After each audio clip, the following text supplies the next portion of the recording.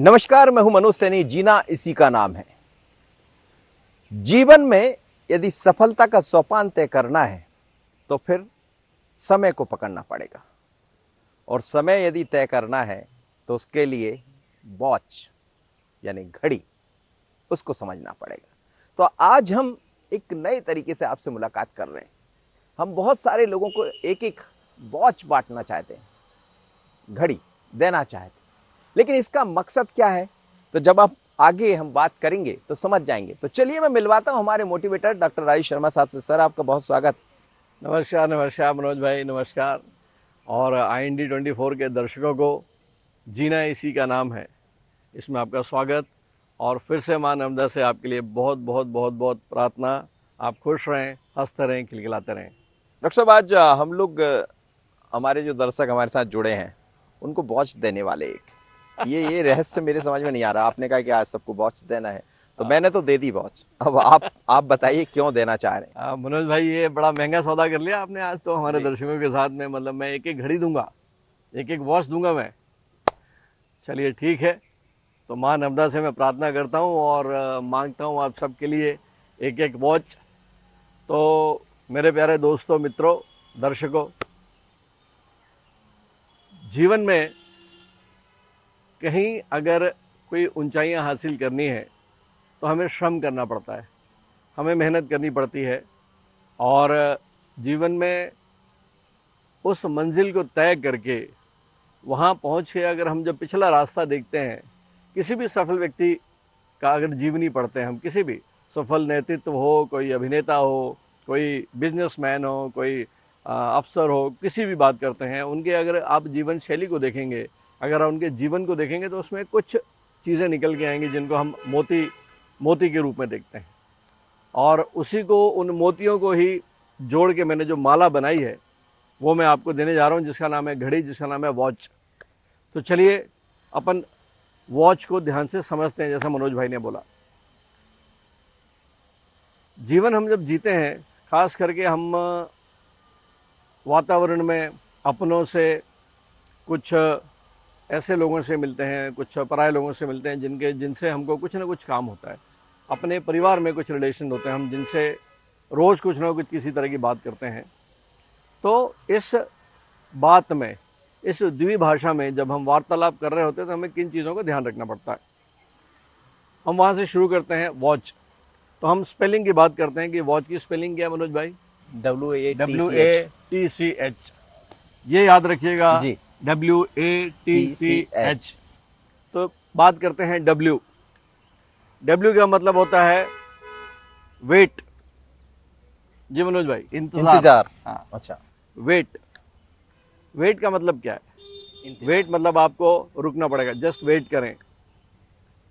जब भी जीवन में कहीं कुछ गर्मा गर्म चर्चा के विषय उपस्थित हो, यदि किसी विषय पे कहीं मतभेद हो जाए आपका अपनों से, घर के अंदर पति पत्नी का, दोस्तों के बीच में, 4 दोस्त बैठे हैं, 5 दोस्त बैठे हैं, और अचानक जो है कहीं बहस शुरू हो गई, और हम जो है जो प्रतिक्रिया व्यक्त करते हैं, किसी ने बोला और हमने जो है इमीडिएटली रिस्पॉन्ड किया, इमीडिएटली रिएक्ट किया।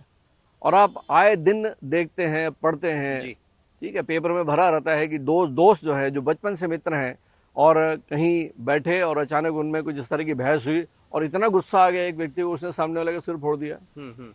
आए दिन जो बातें होती हैं पति पत्नी के बीच में, छोटी मोटी नोकझोंक चलती है, लेकिन जब हम सामान्य नहीं होते, जब हम कहीं उत्तेजित हो जाते हैं, किसी ने बोला, हमारा कुछ हमारा अहंकार, हमारे ईगो पे भी बात आ गई, इमीडिएटली आपकी जो नीडल है, सुई जो है, सामान्य से असामान्य पे चली जाती है। और जब हम पूरी तरह से अवेयर नहीं है, जब दिमाग में कूल टेम्परामेंट नहीं है, उस वक्त लिए हुए निर्णय जो है वो इतने हानिकारक हो सकते हैं कि उनका दुष्परिणाम जो है वो आपकी सोच के बाहर होता है। तो पहला जो है वेट मतलब इंतजार। तो आप समझ रहे हैं क्यों वॉच की आज बात हो रही, वेट की बात की। डॉक्टर साहब ने पहले लफ्ज का आपको बहुत अच्छे से बताया। तो इंतजार कीजिए किस चीज का। अब इंतजार किसका, वो भी आपने बताया। आप लड़ रहे हैं या किसी छोटा सा विवाद हो जाता है, थोड़ी देर के लिए आप मौका दे दीजिए, इंतजार कर लीजिए, चीजें आसान हो जाएगी। यस, बिल्कुल सही।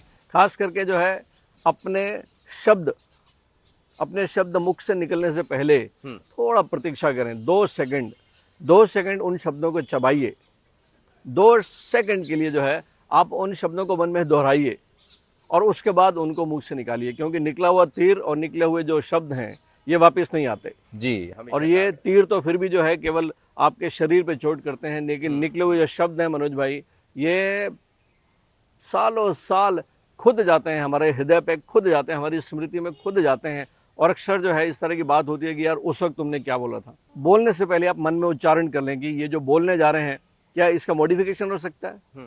ये जो शब्द निकलने वाले हैं इनको एक बार मुंह में चबाइए, मुंह में बोल के देख लीजिए एक बार, और आपको लगता है कि हाँ ये बहुत ज़्यादा विषैले नहीं है, इनमें कलेश की मात्रा इतनी ज़्यादा नहीं है, तो भले ही फिर आप बोल सकते हैं। लेकिन अक्सर ऐसे मौके पे मानसिक संतुलन नहीं रहता और विष भरे शब्द निकलते हैं जो बात का बतंगड़ बनाते हैं, बात को बिगाड़ते हैं जी। और हाथ आई हुई जो गेम है, बाजी जो है, वो हम खो बैठते हैं। मैं एक छोटा सा मसलन एग्जाम्पल देता हूँ, मैं छोटा सा है। कल की बात है, कल अच्छा दिन था मेरे लिए। हम शाम को दोस्तों के साथ बैठे हुए थे, हमारे कुछ बाहर से दोस्त आए हुए थे, सब लोग बैठे थे। अब हमारे एक मित्र है, उनको पसंद है गाना, उनको म्यूज़िक पसंद है। दूसरे मित्र है, उनको लग रहा था यार कि गाना तो हम रोज़ ही गाते हैं, शाम को महफिल में अक्सर जो है माइक लेके गाते हैं, आज बात करते हैं, आज बात करते हैं। अब महफिल का माहौल था तो एक गाना, बोले नहीं सर आज बात कर लेते हैं, गाना नहीं गाते अपन, सुनते नहीं, गाना नहीं गाते। तो इसी में एक मित्र ने ये बोल दिया, आज आपने जो है पूरी शाम स्पॉइल कर दी सर मेरी। वो दूसरे मित्र जो है उन्होंने उसको दिल पे ले लिया, बोले अरे क्या बोल रहे हो यार, मैंने क्यों शाम स्पॉइल कर दी। बोले यार बात, बोले ठीक है यार बंद करो महफिल भाई, सर अपन खाना खाते हैं, महफिल ही ख़त्म करते हैं। और पूरी जो महफिल थी, बेहतरीन रंग बिरंगी महफिल थी, और अचानक उसमें जो है एक तनाव पैदा हो गया। एक मित्र उठ के चले गए और बाहर जाके देखा मैंने, वो बैठे हैं और अपना जो है वो सारे के सारे जो है वो चुप्पी छा गई। अच्छी खासी महफिल में बात कुछ नहीं थी, कुछ भी बात नहीं थी, छोटी सी बात। और उसका बोलने का शायद मतलब ही ऐसा नहीं होगा, एक मित्र का बोलने का कि आपने तो आज मेरी पूरी मतलब इवनिंग स्पॉइल कर दी। नहीं था, ऐसा मतलब नहीं था, हो जाता है बातों में, निकल जाता है। लेकिन इसका असर क्या हुआ, और ठहराव नहीं था, मतलब वो उन्होंने बोलने से पहले जरा सा ठहर जाते।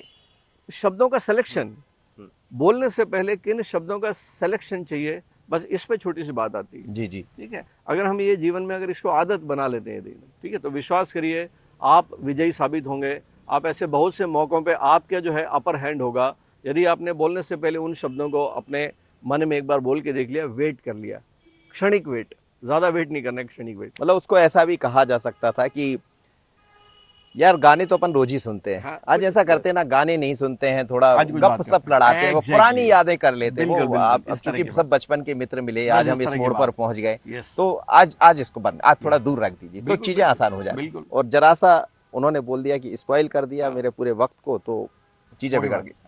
समझ रहे हैं आप? ये वेट। जी जी। उसके बाद आता है WA। ए से एटीट्यूड, आपका एटीट्यूड कैसा रहता है। मोस्ट ऑफ द टाइम जो है हम या तो जो है एक बिन पतवार की किश्ती में सवारी करते रहते हैं, ठीक है, चीज़ें हमारे हाथ में होती नहीं है। जीवन जो है जब हम जीते हैं तो परिस्थितियां हमारे वश में नहीं होती, हम परिस्थितियों के वश जीवन जीते हैं।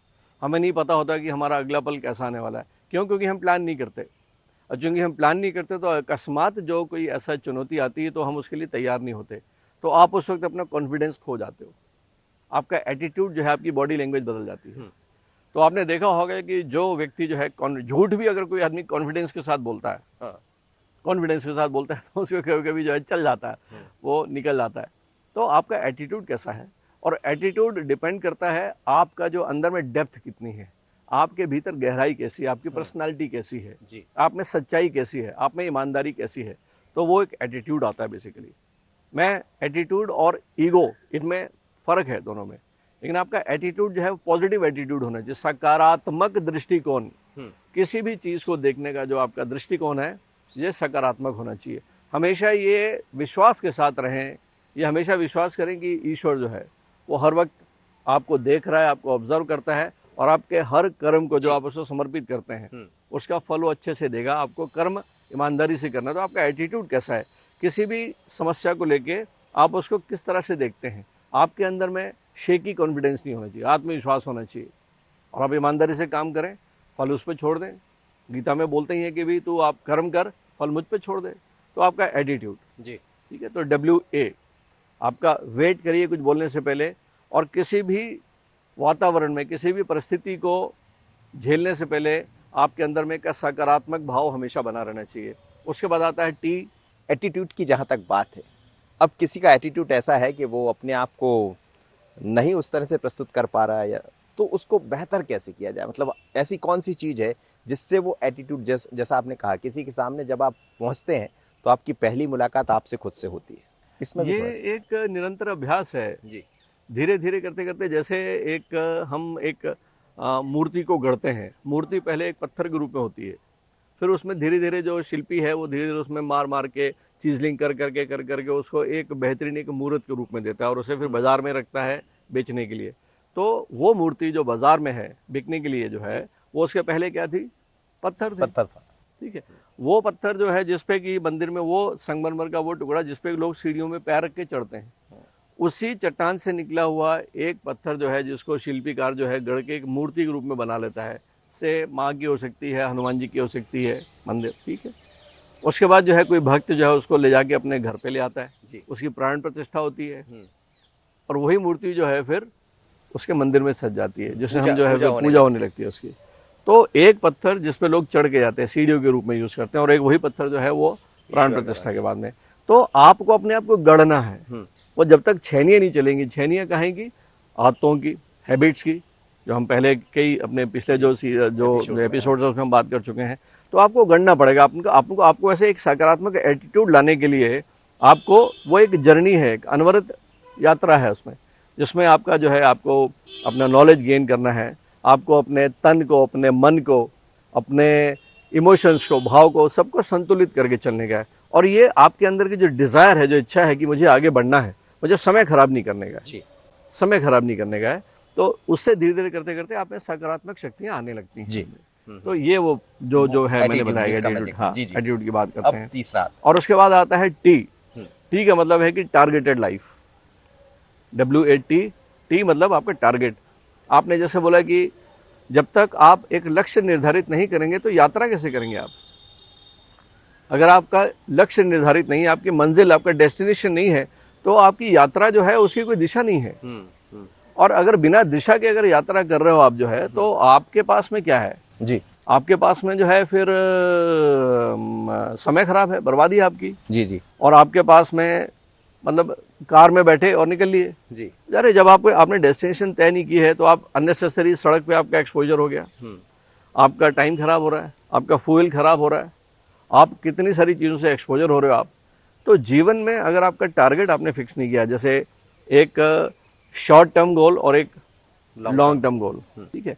जीवन में अगर लक्ष्य के बिना आप कल्पना कर सकते हो, आप एक पायलट जो है आपको हवाई जहाज में बिठा के ले जाए यार आपको, और आपको कोई टारगेट ना हो तो कहाँ तक ले जाएगा, कब तक ले जाएगा, कहाँ उतारेगा, पता नहीं आपका।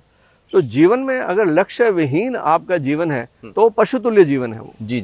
क्योंकि पशुओं का कोई लक्ष्य नहीं है, उनका वही चारा करना है, गोबर देना, दूध देना, उनका लक्ष्य नहीं है। लेकिन मानव योनि का जो अंतर है, मेन अंतर पशु और मनुष्य में मेन फर्क यही है कि हमारा टारगेट हमको आना चाहिए। हमारे शॉर्ट टर्म टारगेट क्या है, हमारे लॉन्ग टर्म, और हमारे उम्र के अनुसार जी, ठीक है। हमारी जो जीवन की यात्रा, जैसे मैंने बोला था कि ब्रह्मचर्य जीवन है आपका, ब्रह्मचर्य आश्रम है, गृहस्थ आश्रम है आपका, वानप्रस्थ, हर आश्रम का अपना एक टारगेट होता है बेसिकली, ठीक है। आपके अपने लिए, आपके परिवार के लिए, अपने समाज के लिए, अपने देश के लिए, राष्ट्रहित के लिए, जो भी आपने टारगेट बनाया, टारगेटेड लाइफ होनी ही चाहिए। तभी आप जो है उस दिशा में, क्योंकि टारगेट होगा तो आपके प्लानिंग करोगे, आप प्लानिंग करेंगे आप जो है, तो उस दिशा में चलना शुरू करेंगे आप जी, ठीक है। जब चलेंगे तो आप जो है रिसोर्सेज जुटाओगे आप। तो ये सारी की सारी चीज़ें मनोज भाई बहुत इंपॉर्टेंट है। हर जीवन में अगर हमारी टारगेट नहीं है तो आपका जीवन जो है फिर वो मेरे हिसाब से तो जो है वो इस बीच में चूंकि टारगेट की जब बात आती है, आप क्या टारगेट अचीव करना चाहते हैं जैसा आप कहते हैं, लेकिन कई बार व्यक्ति अपने से ज़्यादा टारगेट तय कर लेता है। मतलब टारगेट ये समझ ही नहीं पाता है कि मैं इस टारगेट तक पहुंचूंगा या नहीं, या तो उसके टारगेट को तय करने में कहीं कमी होती है या उस तक पहुंचने में कमी हो जाती है। लेकिन व्यक्ति आखिर अपना टारगेट कैसा तय करे? ये मैंने जैसे कहा आपको कि आप किस परिवार में रहते हैं, कैसे समाज में रहते हैं, आपके आसपास का वातावरण कैसा है, ये आपके इंडिविजुअल ही दिमाग में आना चाहिए कि आप जीवन जीना कैसे चाहते हो। टारगेट का मतलब क्या होता है मनोज भाई, कि एक अच्छा जीवन जीना। जी जी। एक अच्छा जीवन जीने की परिभाषा जो है हर एज में अलग अलग होती जाती है। एक सर्विस क्लास का एक बच्चा जिसके माँ बाप जो है दोनों सर्विस करते हैं, 10 से 6 वाली करते हैं, वो बच्चे के मन में आता है कि मैं तो कम से कम जो है ये नौकरी नहीं करनी मुझे, मैं एक अपना बिजनेस करता हूँ, मुझे अपना बिजनेस करना है। यदि इस थॉट के साथ ही रहता है तो ये मान के चलिए और मेहनत करता है उस चीज़ के लिए, तो जैसे जैसे जीवन जीता जाएगा उसके वो थॉट जो है वो वैसे ही क्लियर होते जाएंगे, वो वैसे ही लोगों से मिलना चालू कर देगा, वैसे ही साहित्य का अध्ययन करेगा, वैसे ही वर्कशॉप अटेंड करेगा, वैसे ही पढ़ाई करेगा, MBA करेगा, जो भी करेगा। ठीक है, ऐसे ऐसे है ना, कई लोग हैं भाई, दोनों माँ बाप जो है सर्विस क्लास के हैं लेकिन बच्चे ने अपना कुछ स्टार्टअप किया, सफल हो गए। कितने उदाहरण मिलते हैं आपको। आप ओलंपिक में देख लें आज की डेट में, जो बच्ची जो हमारी जो हिमालय जो ओलंपिक की खिलाड़ी हैं जी, इतने मतलब आपको भावुक कर देने वाली कहानियां हैं कि बच्ची है जिसको अक्सर हमारे देश में, भारत देश में बोला जाता है कि भाई मोड़ी है, ठीक है, तुम तो हॉकी खेल नहीं सकती हो या वेट लिफ्टिंग कर नहीं सकती हो, चुपचाप झाड़ू पोछा करो, ठीक है, शादी कर देंगे तुम्हारी जल्दी जल्दी। वो बच्ची जो है वो घर के बाहर जो है अपने स्टेडियम में जाके देखती है कि हॉकी की कोचिंग चल रही है, उसके पास पैसे नहीं है हॉकी खरीदने के लिए। ठीक है, तो ये क्या चीज़ें हैं। वो टारगेट तय करने के बाद में आज वो ओलंपिक खेल रही है। हो सकता है कि ये जो है हम आपके अंदर एक जिजीविषा एम्बिशंस आपकी, मैंने पहले भी कहा था कि महत्वाकांक्षा आपके जीवन के जो टारगेट्स हैं, जैसे बोला जाता है कि स्काई इज द लिमिट, मेरा मानना है कि even sky is not the limit. आप इतना ज्यादा आपकी महत्वाकांक्षी बहुत होना चाहिए जीवन में। महत्वाकांक्षा, आपके टारगेट जो है वो ऐसे होने चाहिए कि लोग बाग जो है मतलब उस चीज को मेरे ख्याल से सोच भी ना पाए। जी, सोच भी ना पाए, ऐसे टारगेट होने चाहिए मनोज भाई। मैंने एक बहुत सुंदर चीज पढ़ी, एक जगह में पढ़ रहा था कि गोल और डिजायर, इसमें फर्क क्या है। डिजायर भी इच्छा शक्ति है और गोल भी एक प्रकार से आपकी इच्छा शक्ति है। तो उसमें एग्जांपल बड़ा अच्छा दिया था कि अभी आपका गोल है कि मैं 10 kg वेट कम करना चाहता हूँ, ये मेरा गोल है। लेकिन डिजायर है कि मैं मनोहर से आज जो है छोले भटूरे सूद दूं, आज मैं आइसक्रीम भी सूद दूं करके, ये डिजायर है। जी। तो बड़ा अच्छा लिखा है कि भाई डिजायर जो है ये ऑब्स्टिकल्स हैं आपके गोल के प्रति। तो ये सांसारिक इच्छाएं जो होती हैं, ये सारी की सारी जो इच्छाएं हैं, ये जो अक्सर प्लेजर के लिए हैं, ये आपके टारगेट में पहुंचने का अवरोध है। तो यहाँ पे भी हमको जो है इनको रोकना पड़ेगा। तो और जब इसके लिए जो है, फिर से मैं बोलता हूँ, इसके लिए योग बहुत जरूरी है। अच्छा। जो लोग योग करते हैं अल्टीमेटली जो है योगश्च चित्त निरोधा बोलते हैं कि योग से चित्त की वृत्तियों का निरोध होता है। ये जो मन है हमारा, जो आया हुआ घूमता घामता है, इस पे जो है रोक लगती है। तो अपना टारगेट जो है वो फिक्स करिए और टारगेट के अनुसार जीवन जिए। तो मतलब ये है कि टारगेट जब आप तय करें तो बार बार बदलिए मत कि आज मैंने ये टारगेट तय कर लिया। कई बार आपको लगता है कि नहीं मैं ये बन जाऊंगा, नहीं मैं वो बन जाऊंगा, लेकिन आपके अंदर तमाम तरह की चीजें, आप ये तय कर सकते हैं कि मुझे कौन सा टारगेट अचीव करना है।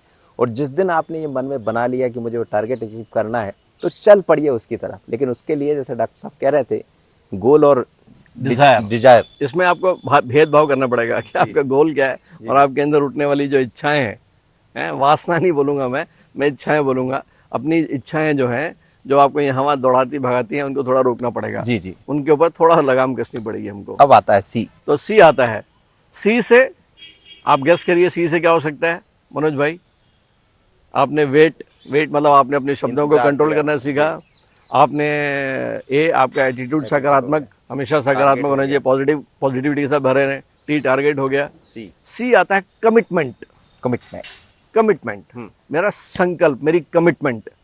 और कमिटमेंट के सामने तो जो एक किसी हीरो का डाला गया, उसके बाद तो मैं अपनी भी नहीं सुनता। किसी फिल्म का डाला गया, मैं मजा नहीं कि एक बार मैंने ठान लिया यदि, तो फिर तो मैं अपनी एक बार जो मैंने कमिटमेंट कर लिया तो फिर मैं अपनी भी नहीं सुनता, बाप की भी नहीं।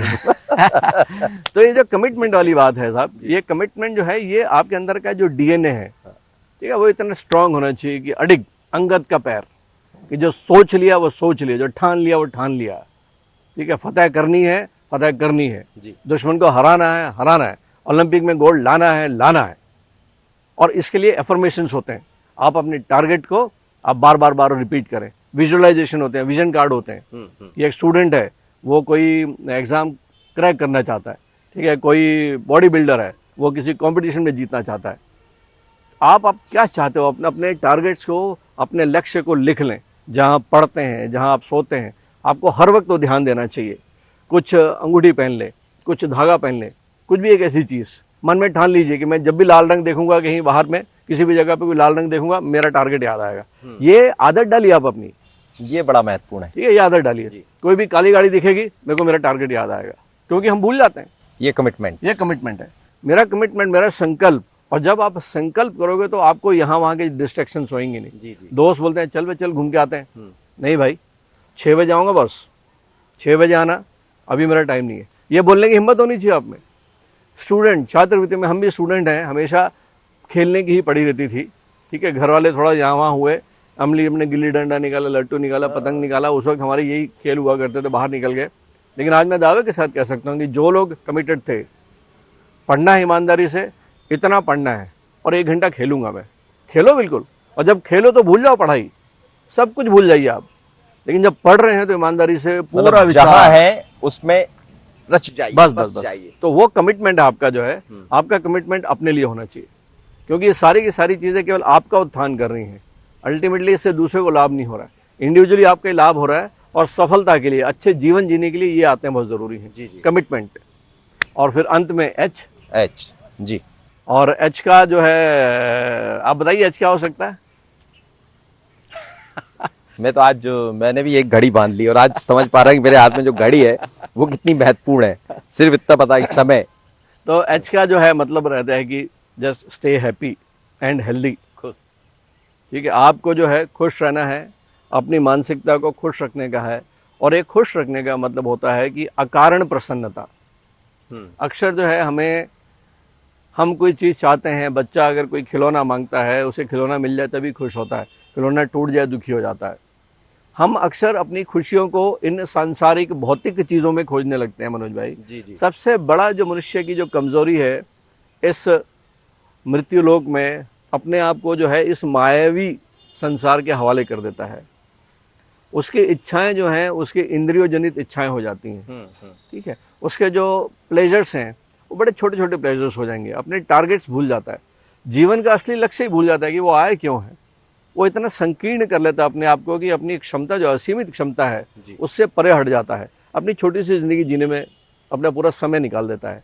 तो एच का मतलब होता है कि स्टे हैप्पी। हैप्पी मतलब आपके अंदर की जो मानसिकता है, एक अंदर में खुशी होनी चाहिए। खुशी क्यों होनी चाहिए? एक ग्रेटिट्यूड के साथ में, एक ग्रेटिट्यूड की फीलिंग, हर क्षण ईश्वर का सिमरण आपके अंदर चलना चाहिए कि उसने आपको ये जीवन दिया है, मनुष्य जीवन दिया हुआ है, और इस जीवन के आसपास उसने कितनी सुंदर चीजें बनाई हैं। खुशी ढूंढने के बहुत सारे अवसर हैं ऐसे, बहुत से, जिसको आप केवल क्या किसी बिना किसी कारण के खुश रह सकते हैं आप? मैं ये बात कर रहा हूँ मनोज भाई, कारण के साथ तो हर आदमी खुश मैं आज आपसे चूंकि खुशी का जिक्र कर रहा तो सुबह मेरे ख्याल आया, चूंकि मैं शिव की आराधना करता हूँ, तो जो बिल पत्र जहाँ से मैं बिल पत्र तोड़ा करता था वो इतना ऊंचा हो गया कि उस तक हाथ नहीं पहुंचते।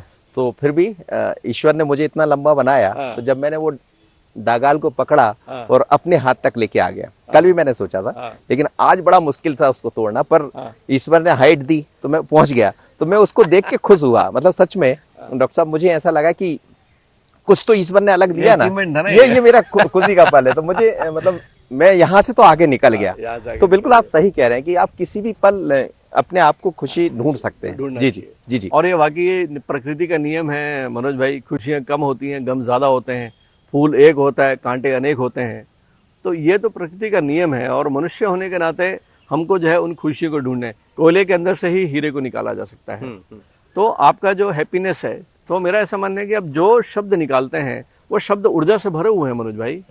वही ऊर्जा जो है वो चली जाती है ब्रह्मांड में, और आप जिस विषय पे बात कर रहे हैं, जिस ऊर्जा पे बात कर रहे हैं, वो ऊर्जा वैसी ही परिस्थितियां जो है निर्मित करती हैं, और आपके आसपास का वातावरण वैसे ही बनता है।